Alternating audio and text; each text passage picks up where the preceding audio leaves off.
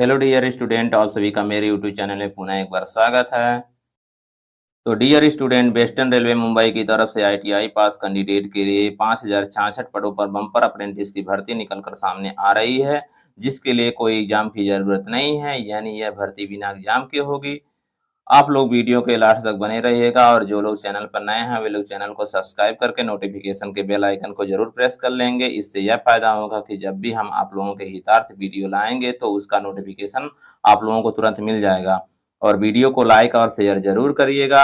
आगे वीडियो में हम बताएंगे कि इस बम्पर भर्ती के लिए आवेदन कब से होंगे, एज क्राइटेरिया क्या रहेगी, अप्रेंटिस करने से क्या लाभ होगा और नहीं करेंगे तो क्या नुकसान होगा, कौन कौन से ट्रेड वाले इस फॉर्म को अप्लाई कर सकते हैं, सिलेक्शन प्रोसेस क्या होने वाला है, कौन कौन से डॉक्यूमेंट की जरूरत होगी, इन सभी इंपॉर्टेंट इंफॉर्मेशन को इस वीडियो के माध्यम से बताएंगे। तो आप लोग वीडियो को लास्ट तक जरूर वॉच करिएगा। आइए देखते हैं जो वेस्टर्न रेलवे मुंबई की तरफ से इंपॉर्टेंट नोटिस जारी हुई है वो क्या है। तो आप लोग देख पा रहे होंगे जो वेस्टर्न रेलवे मुंबई की तरफ से 5066 पदों के लिए एडवर्टाइजमेंट आया है वो यही है। इसमें ये नोटिफिकेशन नंबर है RRC/WR/03/2024 और अप्रेंटिस की जो डेट हुई है पब्लिश डेट वो है तुम्हारा 20/9/2024। तो आइए देखते हैं कि इसका आवेदन कब से होगा। तो आवेदन का जो प्रारंभिक डेट यानी स्टार्टिंग डेट कह सकते हैं, ओपनिंग डेट। तो आवेदन के लिए जो स्टार्टिंग डेट है वो है 23 सितंबर 2024, 11 बजे से स्टार्ट हो जाएगी 23 तारीख को।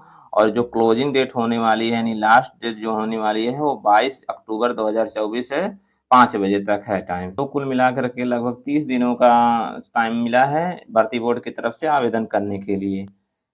और जो आवेदन का वेबसाइट है वो ये है। आवेदन की जो वेबसाइट है वो www.rrc.wr.com है। इस वेबसाइट पे आप लोग जा करके और ऑनलाइन मोड से फॉर्म भर सकते हैं। आगे देखते हैं कि अप्रेंटिस से क्या लाभ है। क्वेश्चन का पहले हम आंसर दे देते हैं। तो अप्रेंटिस से यही लाभ है कि जो रेलवे भर्ती बोर्ड निकालता है डायरेक्ट लेवल 1 की भर्तियां, लेवल 1 मतलब ग्रुप डी जिसे कहते हैं, ग्रुप डी की जो वैकेंसी आती है इसके अंतर्गत गैंगमैन, ट्रैकमैन, जो भी पॉइंटमैन, गेटमैन आते हैं पोस्ट और सारे पोस्ट आते हैं। इसकी जो वैकेंसी आती है जिसका लेवल 1 है और पे स्केल 18,000 से लेकर के 56,900 तक है, इसके अंतर्गत आप लोगों को 20% का जो होता है वो रिजर्वेशन रहता है। यानी जो पोस्ट रहेंगे उसका 20% निकाल करके वो आईटीआई अप्रेंटिस वालों के लिए रहता है और उसी में आपको फाइट भी करना रहता है। और उसका जो कट ऑफ होता है वो कम ही रहता है अदर के, जैसे आईटीआई नहीं किए होंगे, 10वीं करके किए होंगे या अप्रेंटिस नहीं किए होंगे, उनका जो मेरिट बनेगा वो अलग बनेगा, लेकिन आईटीआई अप्रेंटिस वालों का मेरिट अलग बनेगा। तो आप लोगों को फायदा यही है कि अगर अप्रेंटिस कर लेते हैं तो आप लोगों का कट ऑफ अगर कम भी रहेगा, आप लोगों का नंबर कम है तो भी सिलेक्शन पा सकते हैं। 20% रिजर्वेशन रहेगा तो आप लोगों को उसी में से फाइट करना रहेगा, तो जाहिर सी बात है कि आपका सिलेक्शन होने के चांस बढ़ जाते हैं।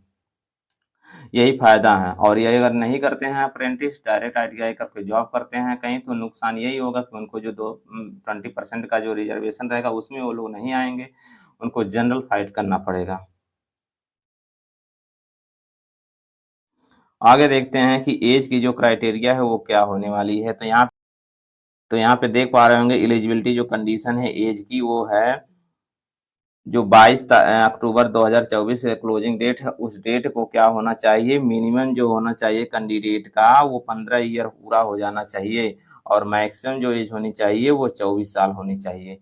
और उसमें अलग से जो रिजर्वेशन कैटेगरीज हैं जैसे ओबीसी हो गए, एससी हो गए, एसटी हो गए, पीडब्ल्यूडी हो गए, एक्स सर्विसमैन हो गए, उनको ये जो गवर्नमेंट का रूल है एज रिलैक्सेशन का उसके अकॉर्डिंग इनको छूट मिलेगी। तो देखते हैं कितना मिलता है। तो एससी एसटी कैंडिडेट के लिए 5 साल का छूट मिलेगा। इस 24 साल के बाद ही 5 साल, यानी हो सकता है कि 24, 5, 29 साल के लोग भर सकते हैं। अगर आपकी एज इस डेट को 22 अक्टूबर 2024 को 29 साल हो रही है और एससी एसटी के कैंडिडेट हैं तो आप लोग भी आवेदन कर सकते हैं। वहीं पे ओबीसी के अगर कैंडिडेट हैं तो उनको 3 साल का एज रिलैक्सेशन मिलेगा, यानी कह सकते हैं कि 24 अगर मैक्सिमम एज है 24 प्लस 3 27 साल उनको भी मिल सकता है। 27 साल के अगर कैंडिडेट की एज हो गई है तो भी वो लोग ओबीसी के कैंडिडेट हैं तो फॉर्म भर सकते हैं। वहीं पे अगर पीडब्ल्यूडी वाले को देख सकते हैं तो उनको 10 साल का मिलेगा, एक्स सर्विसमैन वालों को भी 10 साल मिलेगा। तो इस तरह से आप अगर जिस कैटेगरी में आते हैं, अपना देख करके फॉर्म अप्लाई करिए। आते हैं इसकी एसेंशियल क्वालिफिकेशन क्या होने वाली है। तो यहाँ पे देख लेते हैं जो एसेंशियल क्वालिफिकेशन है वो क्या है कि कह रहा है कि जो अनिवार्य योग्यता है वो जैसे आईटीआई हो गया, अप्रेंटिस के लिए आईटीआई अनिवार्य हो गया था, तो वो जो है एडवर्टाइजमेंट जिस दिन निकला है, विज्ञापन प्रकाशित हुआ है 20 सितंबर 2024 से पहले ही वो अनिवार्य योग्यता रखते हो, यानी उस डेट से पहले उनका रिजल्ट घोषित हो गया हो, डिक्लेयर हो गया हो, वो पास हो गए हों। एजुकेशनल क्वालिफिकेशन क्या रहने वाला है, तो शैक्षणिक योग्यता होनी चाहिए, वो 10वीं होनी चाहिए और उसमें 50% मिनिमम मार्क पाना चाहिए, मतलब 50 से कम वाले भर्ती के लिए योग्य नहीं है। और टेक्निकल क्वालिफिकेशन जो होना चाहिए वो आईटीआई सर्टिफिकेट होना चाहिए, वो चाहे वो एनसीवीटी से हो चाहे एससीवीटी से हो, दोनों लोग एलिजिबल हैं। अब आगे देखते हैं कौन कौन से ट्रेड के लोग एलिजिबल हैं इस फॉर्म भरने के लिए। तो यहाँ पे कुल 19 ट्रेडों के लिए फार्म निकला हुआ है। अब वो कौन से ट्रेड हैं, जैसे पहला है फीटर, दूसरा वेल्डर है, तीसरा टर्नर है, चौथा मशीनिस्ट है, पांचवा कारपेंटर है, छठवां पेंटर जनरल है, सातवां है मैकेनिक डीजल है और आठवां मैकेनिक मोटर व्हीकल है। उसके बाद से ये नौवां है COPA computer operator and programming assistant, 10वां इलेक्ट्रीशियन है। इसी तरह से 11वां इलेक्ट्रॉनिक मैकेनिक वाले फार्म भर सकते हैं, वायरमैन वाले भर सकते हैं, आरएसी वाले फार्म भर सकते हैं, पाइप फिटर वाले फार्म भर सकते हैं, plumber, draughtsman, civil, stenographer, forge and heat heater और जो लास्ट है वो मैकेनिक इलेक्ट्रिकल पावर ड्राइव्स हैं। इतने 19 ट्रेड वाले फार्म भर सकते हैं। तो आप लोग देख सकते हैं कि इन 19 ट्रेडों में अगर आपका ट्रेड आ रहा है तो आप फार्म भरने के लिए एलिजिबल हैं, अदरवाइज आप नहीं हैं। यहाँ पे कुछ इंपॉर्टेंट नोटिस दिया हुआ है, कह रहा है कि द एप्लीकेंट हुज एसएससी या ITI result are awaited on the date of notification are not eligible apply, यानी 20 सितंबर को जो नोटिफिकेशन जारी हुआ है, ये एडवर्टाइजमेंट जारी हुआ, उससे पहले अगर आप पास नहीं हैं तो आप या रिजल्ट के वेटिंग कर रहे हैं तो आप एलिजिबल नहीं हैं। ऐसे कैंडिडेट जो आईटीआई में फेल हो गए हैं, यानी किसी विषय में बैक लिए हों, तो वो भी एलिजिबल नहीं है फॉर्म भरने के लिए। जब तक वो फाइनल नहीं अपना आईटीआई कर लेते हैं, यानी बैक क्लियर नहीं कर लेते हैं, तब तक एलिजिबल नहीं है। अगला दिया है engineering graduate and diploma holder are not eligible. जो बीई बीटेक कर रहे हों या डिप्लोमा हो, वो लोग भी एलिजिबल नहीं हैं। ओनली इस भर्ती के लिए आईटीआई कैंडिडेट की ज़रूरत है और आईटीआई कैंडिडेट ही अप्लाई फार्म कर सकते हैं। बीई बीटेक और डिप्लोमा होल्डर वाले नहीं फार्म भर सकते हैं। आगे एक और इम्पोर्टेंट पॉइंट दिया हुआ है, यहाँ पे दिया हुआ है कि OBC applicant are required to upload OBC caste certificate with non creamy layer certificate valid for the current year 2024-25 in central government format, जो एनेक्जर सी में दिया हुआ है, इस एनेक्जर सी के फॉर्मेट में ही, और वो भी करंट ईयर का, जैसे जो 2024-25 चला हो 1 अप्रैल 2024 से लगकर 31 मार्च 2024 तक एक ये फाइनेंशियल ईयर चलता, तो इसी फाइनेंशियल ईयर में यानी 24-25 में ही आपको बना होना चाहिए, जो भी आपका ओबीसी सर्टिफिकेट होना चाहिए, वो भी सेंट्रल गवर्नमेंट का बना होना चाहिए। तो पुराना अगर है, जैसे इसमें दिया हुआ है कि ऑन आर आफ्टर 1/4/2024, 1/4/2024 से या उसके बाद बना होना चाहिए, उससे पहले के सर्टिफिकेट हैं तो मान्य नहीं होगा। तो आप लोग अगर नहीं बनवाए हैं, आप लोगों का इस फाइनेंशियल ईयर का नहीं है सर्टिफिकेट ओबीसी का, तो आप लोग बनवा करके ही आवेदन करिएगा, नहीं तो फॉर्म रिजेक्ट हो जाएगा और वही डॉक्यूमेंट वेरिफिकेशन के समय मांगा जाएगा ओबीसी का सर्टिफिकेट।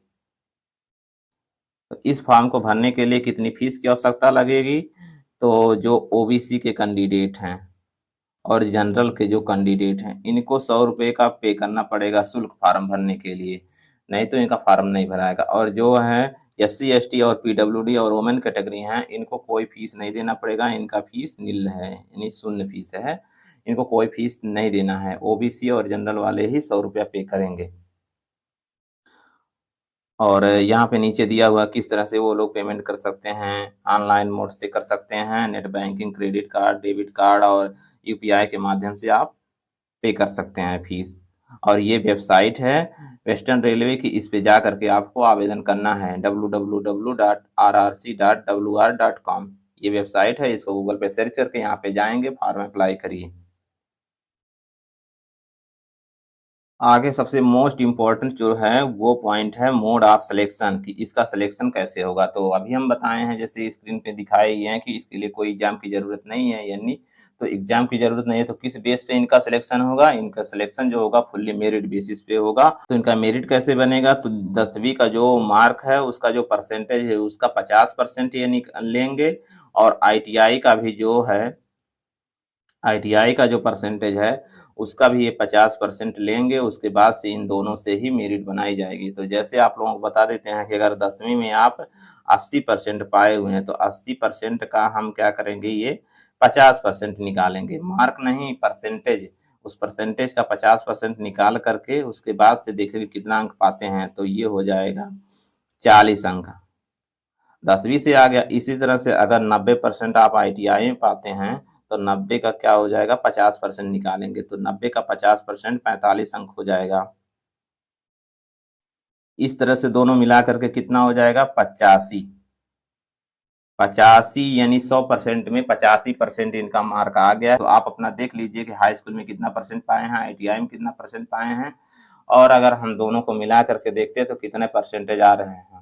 आगे दिया हुआ है कि ट्रेनिंग पीरियड एंड स्टाइपेंड। तो ट्रेनिंग पीरियड जो है वो 1 ईयर का है। 1 ईयर के लिए आपका सिलेक्शन होगा। अगर आप फॉर्म भरते हैं और सेलेक्ट होते हैं तो 1 साल के लिए अप्रेंटिस के लिए रहेंगे और उस समय जो गवर्नमेंट रूल है, गवर्नमेंट का 1961 का अप्रेंटिसशिप एक्ट है, उसके तहत जो रूल है उसके तहत आपको 7,000 का प्रावधान है स्टाइपेंड।